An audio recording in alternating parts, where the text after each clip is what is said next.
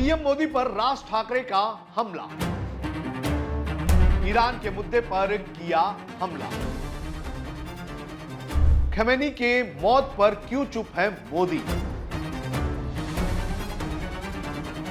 भारत सरकार ने ईरान का साथ क्यों नहीं दिया?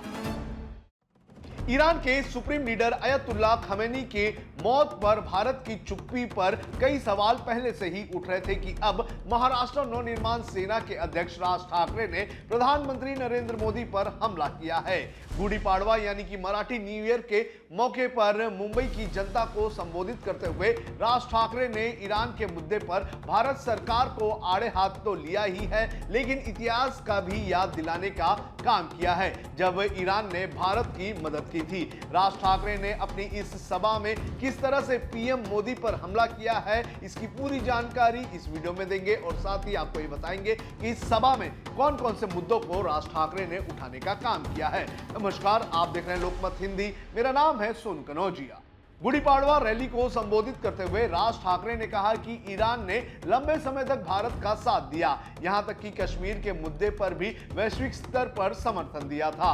उन्होंने कहा कि ईरान ने भारत को रुपए में तेल उपलब्ध करवाया, लेकिन जब ईरान संकट में था तब भारत की ओर से कोई भी प्रतिक्रिया नहीं आई। उनके मुताबिक ये भविष्य में हमें जरूर नुकसान पहुंचाएगा। राज ठाकरे ने प्रधानमंत्री नरेंद्र मोदी की चुप्पी पर भी सवाल उठाया। उन्होंने सवाल पूछा कि आखिर प्रधानमंत्री नरेंद्र मोदी ने खमेनी की मौत पर शोक क्यों नहीं जताया।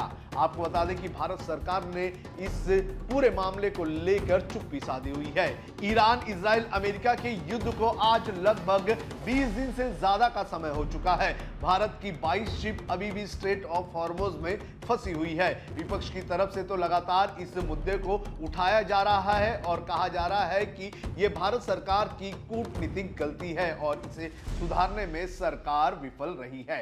पश्चिम एशिया संकट के बीच रसोई गैस की कमी का जिक्र करते हुए राज ठाकरे ने कहा कि लोग इन मुद्दे से ध्यान हटाकर आईपीएल फिल्मों और सोशल मीडिया में व्यस्त हैं। उन्होंने आरोप लगाया कि दुनिया भर की सरकारें चाहती हैं कि लोग ऐसे ही व्यस्त रहे ताकि उनसे सवाल नहीं पूछा जाए। राज ठाकरे ने राज्य में बढ़ती समस्याओं पर भी चिंता जताई। उन्होंने कहा कि शहरों में अव्यवस्थित निर्माण और बिना योजना के अनुमति दी जा रही है, जिससे स्थिति बिगड़ रही है। उन्होंने ट्रैफिक जाम का मुद्दा उठाते हुए कहा कि इस संबंध में उन्होंने मुख्यमंत्री और उप मुख्यमंत्री से बातचीत की है। सीएम फडणवीस पर भी साधा निशाना। राज ठाकरे ने राज्य की आर्थिक स्थिति पर भी सवाल उठाए। उन्होंने कहा कि मुख्यमंत्री देवेंद्र फडणवीस महाराष्ट्र की अर्थव्यवस्था को $3 ट्रिलियन तक पहुंचाने की बात कर रहे हैं, जबकि राज्य पर 11 लाख करोड़ रुपए का कर्ज है। उन्होंने दावा किया कि जब पृथ्वीराज चौहान महाराष्ट्र के मुख्यमंत्री थे तब कर्ज महज 2 लाख करोड़ रुपए ही हुआ करता था। एमएनएस प्रमुख ने इस मौके पर एक वेबसाइट भी लॉन्च की, जिसके जरिए लोग महाराष्ट्र के विकास के लिए सुझाव दे सकेंगे। उन्होंने कहा कि उपयोगी सुझावों को विशेषज्ञों के पास भेजा जाएगा और जांच के बाद सरकार के साथ साझा किया जाएगा। ठाकरे ने उम्मीद जताई है कि उनकी पार्टी जो 20 साल कर रही है सत्ता में आएगी और महाराष्ट्र में खोई हुई पहचान वापस लाएगी। इंस्टाग्राम से रहो दूर। राज ठाकरे ने इस भाषण में कहा कि हमारे देश ही नहीं बल्कि पूरी दुनिया की सरकारों की ये एक तरह की साजिश है कि लोग इंस्टाग्राम जैसे सोशल मीडिया पर उलझे रहें और असल मुद्दों पर सवाल ना उठाएं। राज ने कहा कि आज जनता सिर्फ सोशल मीडिया पर आकर विरोध प्रदर्शन करती है और चुप हो जाती है, लेकिन जमीन पर उतरकर कोई भी असल मुद्दों को नहीं उठा रहा है और इसी वजह से सरकार के काम होते जा रहे हैं। राज्य पर बढ़ता कर्ज।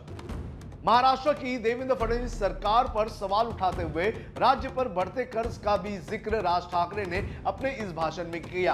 राज ठाकरे ने कहा कि महाराष्ट्र को 3 ट्रिलियन इकोनॉमी बनाने की बात कही जा रही है, लेकिन राज्य पर करीब 11 लाख रुपए का कर्ज हो चुका है। इतना ही नहीं, उन्होंने ये भी कहा कि कॉन्ट्रैक्टर्स अपने पैसे मांग मांग कर रोने लगे हैं। उन्होंने कहा कि मुंबई की स्थिति ऐसी हो चुकी है कि हर जगह ट्रैफिक जाम है और एक दिन ऐसा आएगा कि जब आप अपने घर से भी बाहर नहीं निकल पाएंगे। तो राज ठाकरे ने कई सारे मुद्दों पर गुड़ी पाड़वा के मौके पर सवाल उठाने का काम किया और खमेनी की मौत से लेकर सोशल मीडिया पर आज जिस तरह से यूथ जो है इन्वॉल्व हो चुका है उसको लेकर कई सारे सवाल खड़े किए हैं। हालांकि सरकार की तरफ से और महाराष्ट्र में सत्ताधारी पार्टी बीजेपी की तरफ से इसको लेकर कोई भी पलटवार नहीं आया है। आपको क्या लगता है कि क्या राज ठाकरे ने ईरान को लेकर और दूसरे मुद्दों को लेकर सही तरीके से सवाल उठाए हैं? आप हमें कमेंट करके